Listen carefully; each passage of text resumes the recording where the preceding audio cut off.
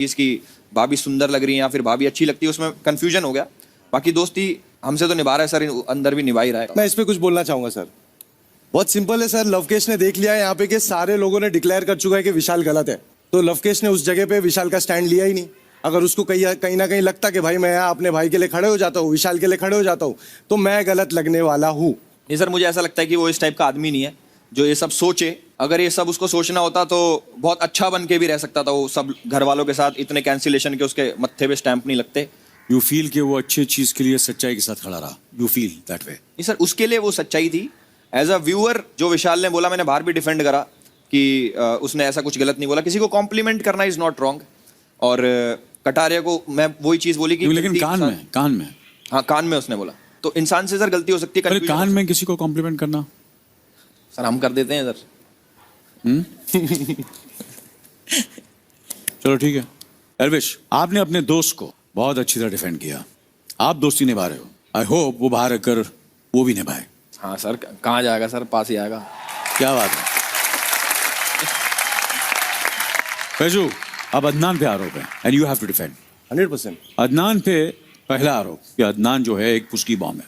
वो बाहर तो लवकेश के खिलाफ बड़ी बड़ी बातें कर रहा था, लेकिन घर में जाते ही जब उसको चॉइस करने का मौका मिला तो वो लवकेश को ही हेड ऑफ द हाउस बनाना चाहता था। 100% सर। तो क्या वो पलटू है, फुस्की बम है, क्या है वो? सर मैं यही कहूंगा फिर से, जो वाइब्रेशन एक्सपेक्ट किया था उसने लवकेश से, लवकेश ने वो वाइब्रेशन उसको दिया नहीं। अदनान कभी भी ऐसा नहीं है कि किसी को पोक करेगा या प्रवोक करेगा। अदनान ने देखा कि लवकेश ने दोस्ती का हाथ बढ़ाया तो अदनान ने भी सर दोस्ती का हाथ बढ़ाया। और उसके बाद में आज अगर आप देखोगे कल का एपिसोड जो आया था जिसमें व्लॉगिंग करनी थी, उसमें आप देखोगे तो वो दोनों का फिर झगड़ा हो गया क्योंकि लवकेश ने उसको वैसी वाइब्रेशन दिया। अदनान शुरू से गेम में एक ही चीज बोलते आ रहे हैं, सर मैं उनके साथ में वैसे ही हूँ जैसे वो है। अगर वो मेरे साथ अच्छे तो मैं अच्छा हूँ, अगर वो मेरे साथ बुरे हैं तो मैं बुरा हूँ। और यही चीज वो बाहर भी फॉलो करता है। आपको क्या लगता है एल्विश के अदनान फुस्की बॉम्ब है, पलटू है? हाँ सर, सर वो फुस्की भी है, पलटू भी है, थाली का बैंगन बोल लो सर उसको, और 4-5 चीजें सर दिमाग में आएंगी गंदी गंदी, मैं वो भी बोल सकता हूँ सर। मैं एक चीज एल्विश को बोलना चाहूंगा। एल्विश भाई तुम्हारा ब्रांड है, ये जो तुम बोल रहे हो अभी ना, ये तुम्हारा ब्रांड है और इसको तुमको बाखूबी बहुत अच्छे से पता है किस तरीके से चलाना है। भाई और खुलो, आप बहुत कम बोल रहे हो भाई। हम आदमी ब्रांड है भाई। हाँ वही बोल रहा हूँ, और खुलो भाई। खुल के बात कर दिया तो ये सेंसर करना पड़ जाएगा बहुत चीजें भाई। क्या बात है, यही अंदर सेंसर हो जाएगा, यहाँ भी हो जाएगा।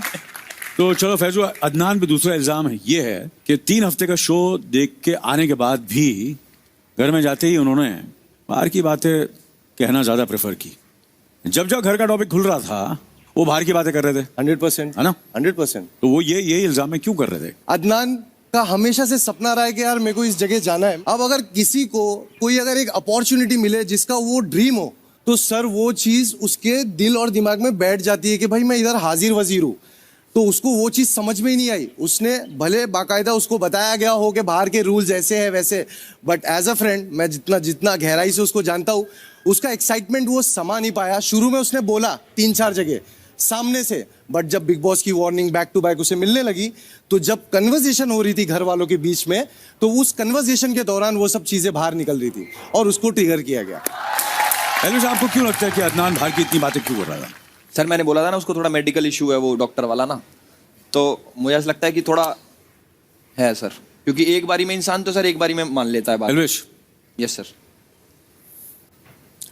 जोक एक बार फनी होता है, बार बार नहीं। तो दोस्तों, आप लोगों को किसकी बातें अच्छी लगी, फैजू और एल्विश की?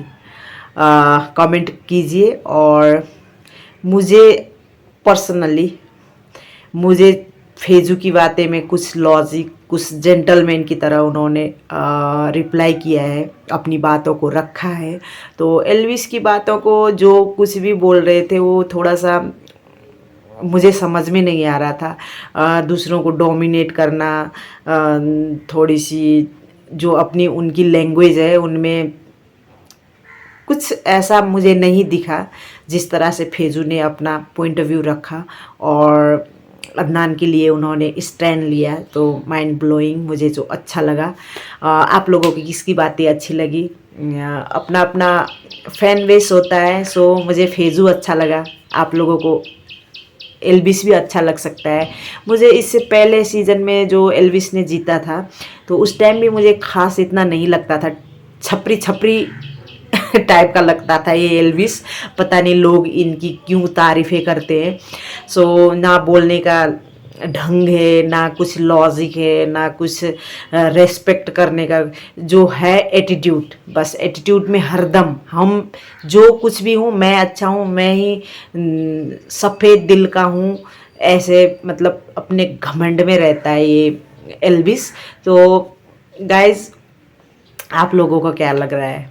बिग बॉस को अगर अरमान को ही हर टास्क में जिताना और अरमान को ही कैप्टन बनाना है तो भाई ये टास्क क्यों रखते हैं? और अदनान को बोल रहे हैं बिग बॉस कि तुम बाहर की बातें कर रहे हो, बार बार उनको सज़ा मिल रही है, अदनान को बार बार टोक रहे हैं। तो भाई एक बात बोलो, बाहर की बातें तो अरमान भी करता है। अरमान ने आते ही फेजू को क्या बोला था, सॉरी अदनान को क्या बोला था, ये तो पिट कर आया, ये तो रोड पर पिटा हुआ आदमी है, ऐसे बोल रहे थे। तो उस टाइम तो बिग बॉस कहाँ गए, उन्होंने स्टैंड नहीं लिया। बट कोई बात नहीं, आपका शो है, आपकी मर्जी है, हम तो देख रहे हैं। बट अरमान की तरफ ज़्यादा झुका हुआ है show. I don't know TRP के लिए है या ज़्यादा फैन फॉलोइंग है इसलिए, आई डोंट नो। तो इन दोनों की बातें सुनकर आप लोगों को क्या लगा, कमेंट बॉक्स में कमेंट कीजिए दोस्तों। सही था कौन गलत था कमेंट कर सकते हो। So thanks for watching this video guys. अगर आप लोगों ने सब्सक्राइब नहीं किए हो तो सब्सक्राइब कीजिए। I am from Nepal, so you support me then I will support you guys. Bye bye.